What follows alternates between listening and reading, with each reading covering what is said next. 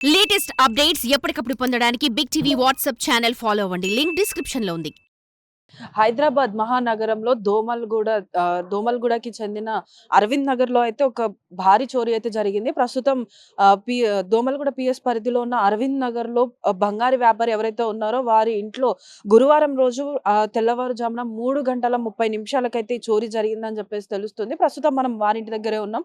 మనం ఇక్కడ చూసుకోవచ్చు కూడా అంటే ఇక్కడ ప్రస్తుతం వీళ్ళైతే ఆర్డర్స్ ఎవరైతే కస్టమర్స్ వచ్చి ఆర్డర్స్ ఇస్తారో వాళ్ళ యొక్క ఆభరణాలను తయారు చేయడానికైతే వీళ్ళు ఇక్కడనే ఇంట్లోనే వాళ్ళు ఒక ఏర్పాటైతే చేసుకున్నారు. సో, గ్రౌండ్ ఫ్లోర్‌లో అయితే వాళ్ళు దాదాపు 10 మంది వర్కర్‌లతోటైతే ఇక్కడ బంగారు ఆభరణాలైతే తయారు చేస్తున్నారు. సో, ఇదే క్రమంలో ఒక ఆర్డర్ వచ్చిన సమయంలో వాళ్ళైతే దాదాపుగా 2.5 కిలోల బంగారాన్నయితే ఆభరణాల కింద చేసి ఇంట్లో పెట్టుకోవడం జరిగింది. సో, ఈ విషయం తెలిసిన వాళ్ళే ఎవరో చాలా రోజుల నుంచి రెక్కి చేసి ప్రీ ప్లాన్డ్‌గా ఒక ప్లాన్ ప్రకారమే, ఒక పద్ధతి ప్రకారమే ఈ దొంగతనం చేసినట్టు కూడా తెలుస్తుంది. ఎందుకు అనంటే ఫస్ట్ ఎవరైతే ఈ ఫ్యామిలీ ఉన్నారో వీళ్ళు బేసిక్‌గా అయితే బెంగాల్‌కి చెందిన వాళ్ళు. దాదాపు 10 సంవత్సరాల క్రితం అయితే వాళ్ళు ఫ్యామిలీ అంతా కూడా ఇక్కడొచ్చి సెట్ అవ్వడం జరిగింది. సో, ఆ నేపథ్యంలోనే వీళ్ళు ఇక్కడ గోల్డ్ షాప్ అనేది నిర్వహిస్తున్నారు. సో, ఈ గోల్డ్ షాప్ నిర్వహిస్తున్న సమయంలో వాళ్ళ దగ్గర దాదాపుగా 10 మంది వరకి వర్కర్‌లు కూడా ఉంటున్నారు. సో, బయట ఎక్కడో కాకుండా వాళ్ళు ఇక్కడే పైన ఫ్లోర్స్‌లలో వాళ్ళు నివసిస్తూ కిందనే వర్కర్స్‌ని పెట్టుకొని ఈ ఆభరణాలు తయారు చేసేదైతే పెట్టుకున్నారు. సో, అదే నేపథ్యంలో ఇక్కడ అన్నాతమ్ములైతే కలిసి ఉంటున్నారు.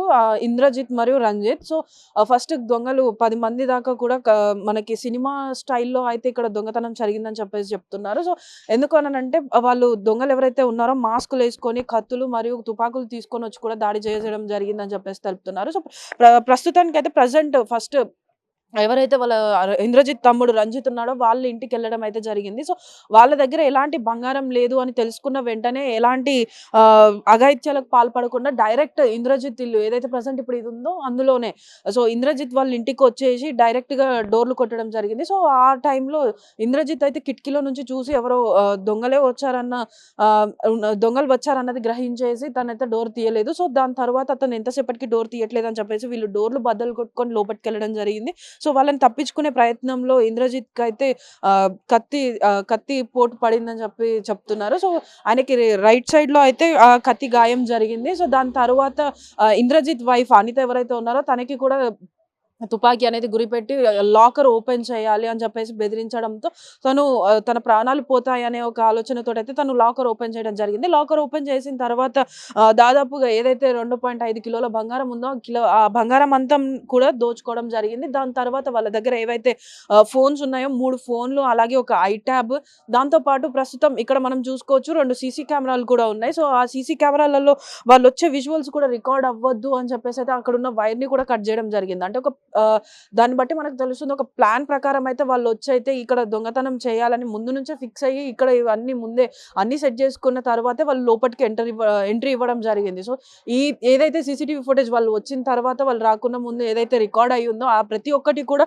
వాళ్ళు విజువల్స్ ఏది ప్రూఫ్స్ దొరకద్దని చెప్పేసి ఆ స్టోరేజ్ ఉన్న హార్డ్ డిస్క్ కూడా వాళ్ళు తీసుకొని వెళ్ళడం జరిగింది. సో, దీని తర్వాత వాళ్ళకు ఈ దొంగతనం జరిగిందన్న విషయాన్ని కూడా వీళ్ళు పోలీసులకు చెప్పడం జరిగింది. సో, పోలీసులు కూడా వచ్చి కేసును నమోదు చేసుకొని దర్యాప్తు చేయడం స్టార్ట్ చేశారు. సో, ఆ సీసీటీవీ ఫుటేజ్ హార్డ్ డిస్క్ ఏదైతే తీసుకొని వెళ్ళిపోయారో అది లేనందువల్లనే ఇక్కడ చుట్టుపక్కల ఉన్న కెమెరాస్ యొక్క సీసీటీవీని వాళ్ళు చూస్తూ దర్యాప్తు చేయడం స్టార్ట్ చేశారు. ఎందుకనంటే ఇక్కడ చుట్టుపక్కల మనం చూసుకున్నట్టయితే కూడా ఇక్కడ మొత్తం అన్నీ కూడా మనకి హాస్టల్స్ ఇంకా కోచింగ్ సెంటర్సే ఉన్నాయి. అంటే ఏదో ఒక డెడ్ ఎండ్‌లో ఈ ఇల్లు ఉన్నప్పటికీ కూడా జనసంచారం ఉండే ప్లేస్. అయినప్పటికీ కూడా వాళ్ళు అంత పకడ్బందీగా అంతమంది ఇక్కడికొచ్చి దొంగతనం చేశారంటే ఇది ముందు నుంచే పకడ్బందీగా ప్లాన్ చేసిన దొంగతనమే అని చెప్పేసి కూడా చెప్తున్నారు. అదేవిధంగా పోలీసులతో పాటు ఇక్కడ క్లూస్ టీమ్ కూడా వచ్చేసి అయితే ఇక్కడ ఎవరైతే వచ్చారో వాళ్ళ క్లూస్ అనేవి అయితే సేకరించడానికి ప్రయత్నిస్తున్నారు. ప్రస్తుతంకైతే ఇప్పటి వరకు దొంగలు ఎవరు అన్నదైతే విషయం ఇంకా బయటికి రాలేదు. సో, పోలీసులు కూడా మేము కేసు నమోదు చేశాము, దర్యాప్తు చేస్తున్నాము.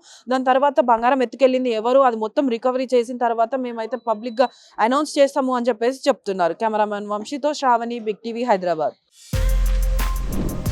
For more videos like this, subscribe Big TV channel.